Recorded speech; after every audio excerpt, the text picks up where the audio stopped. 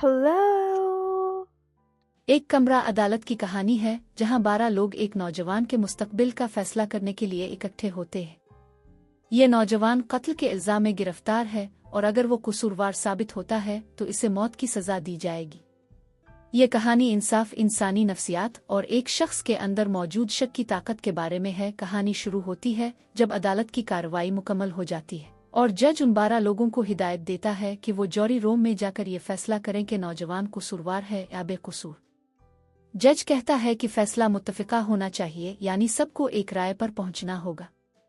अगर वो नौजवान को कसूरवार समझते हैं तो इसे मौत की सजा दी जाएगी। ये 12 लोग जॉरी रो में दाखिल होते हैं और उनमें से हर कोई मुख्तलिफ पस मंजर, उम्र और शख्सियत रखता है। शुरू में ज्यादातर लोग इस केस को संजीदगी से नहीं लेते और जल्दी फैसला करना चाहते हैं ताकि वो अपनी मसरूफ जिंदगी में वापस जा सके। लेकिन एक शख्स जो कि जॉरी नंबर 8 है कहता है कि इसे शक है और वो नौजवान को फौरन कसूरवार करार देने के हक में नहीं है। जॉरी नंबर 8 का कहना है कि ये केस बहुत संगीन है और हमें इसे जल्दबाजी में खत्म नहीं करना चाहिए। इसके मुताबिक नौजवान के हक में कुछ सवालात हैं जिनका जवाब देना जरूरी है।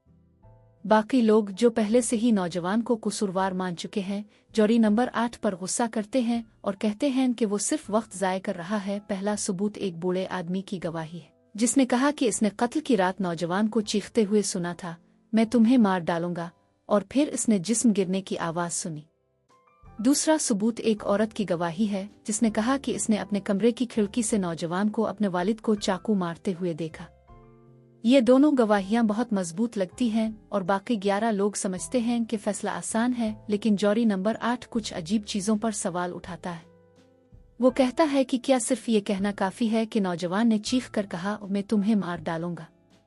लोग गुस्से में ऐसी बातें कह देते हैं, लेकिन इसका ये मतलब नहीं कि वो वाकई ऐसा करेंगे। फिर वो चाकू के बारे में बात करता है जो कि कत्ल के हथियार के तौर पर पेश किया गया था। ये चाकू बहुत मुनफरिद और नायाब बताया गया था, लेकिन जॉरी नंबर 8 अपनी जेब से बिल्कुल वैसा ही एक चाकू निकाल कर सबको हैरान कर देता है।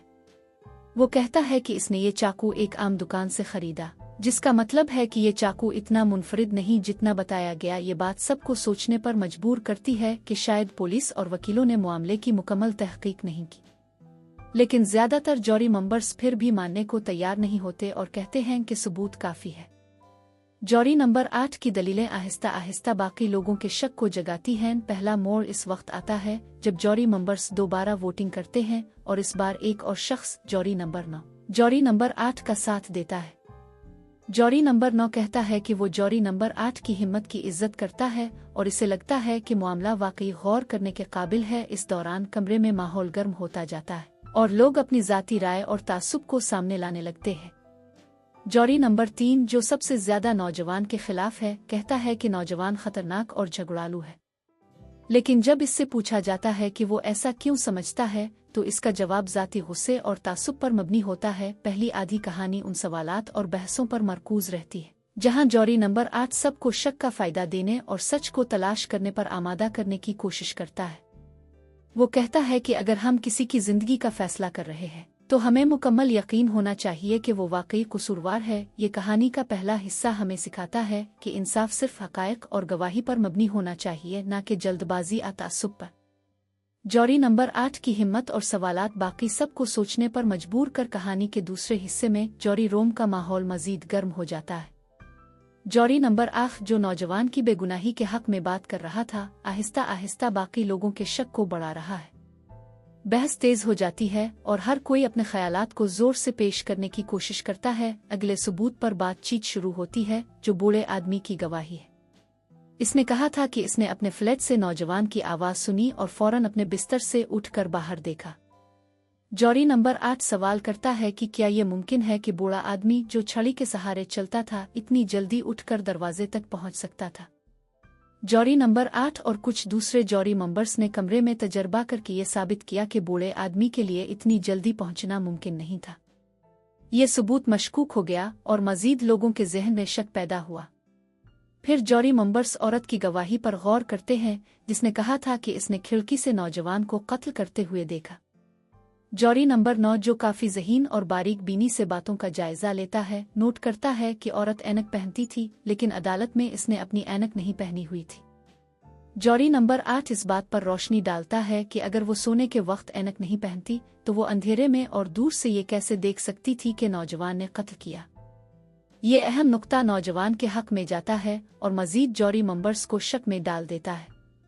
बहस के दौरान हर जौहरी मेंबर की शख्सियत और तासुब सामने आता है। जौहरी नंबर 3 जो सबसे ज्यादा नौजवान के खिलाफ है, अपनी जाती वजूहात की वजह से जिद पर कायम रहता है। वो एक सख्त मिजाज आदमी है और बार बार कहता है कि नौजवान खतरनाक है और इसे सजा मिलनी चाहिए। लेकिन जब बाकी लोग इससे सख्त सवालात करते हैं तो वो जज्बाती हो जाता है और अपनी जाती जिंदगी के मसाइल सामने लाता है। वो बताता है कि इसका अपना बेटा इससे नाराज होकर चला गया था और उसने नौजवान को इसी नज़र से देखा। आखिर में वो अपनी गलती का एहसास करता है और अपनी राय बदल देता है। एक एक करके सब जौहरी मेंबर्स नौजवान के हक में वोट देने लगते हैं। वो तस्लीम करते हैं कि सबूत वाज़े नहीं हैं और नौजवान को शक का फायदा दिया जाना चाहिए। आखिर में सिर्फ जौहरी नंबर 3 बाकी रह जाता है, लेकिन वो भी जज्बाती होकर नौजवान के हक में वोट दे देता है। तमाम जौहरी मेंबर्स इस बात पर मुत्तफिक हो जाते हैं कि नौजवान बेकसूर है। वो अपने फैसले के बारे में मुतमईन होकर जौहरी रूम से बाहर निकलते हैं। जौहरी नंबर 8 जो शुरू से नौजवान के लिए खड़ा था, खामोशी से अपनी जैकेट पहनता है और बाहर चला जाता है। ये कहानी हमें सिखाती है कि इंसाफ कभी भी तासुब, जाती जज्बात या जल्दबाजी की बुनियाद पर नहीं होना चाहिए। सच्चाई को समझने के लिए सब्र और हर सबूत पर गहराई से गौर करना जरूरी है। जौहरी नंबर 8 की हिम्मत और सच्चाई की तलाश बाकी लोगों को भी एक बेहतर फैसला करने पर आमादा करती है। ये कहानी हमें सवाल करने, सोचने और इंसाफ के लिए खड़े होने की अहमियत समझाती है।